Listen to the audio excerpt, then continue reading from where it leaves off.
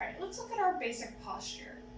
This posture is dynamic, and there's a bit of a duality of feeling happening as we go through the explanation.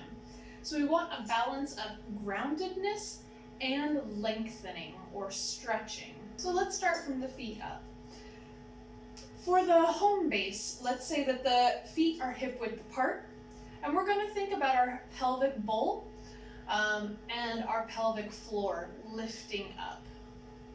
So the pelvic bowl is going to be very heavy, we're going to settle into it, but the floor, those muscles that are going to lift and help us support all the action and flexibility that we need through the pelvis. At the same time, the belly button is hollowing out towards the spine, and we're stretching up out of the pelvis. The rib cage is lifting vertically up, as if there's a helium balloon inside, just lifting you away from the pelvis. And we're keeping these ribs together.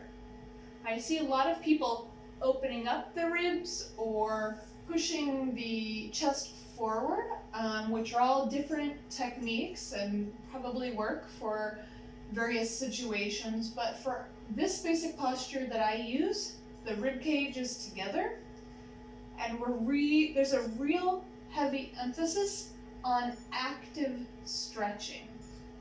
So we're stretching up away from the pelvis, the legs are relaxed, the pelvic bowl is heavy, and the energy continues up through the head and pushing the top of the crown up towards the ceiling.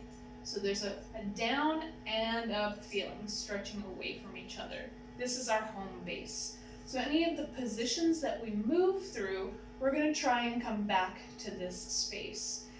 Generally, the weight is seated evenly between the feet, and our plumb line will drop right between the feet.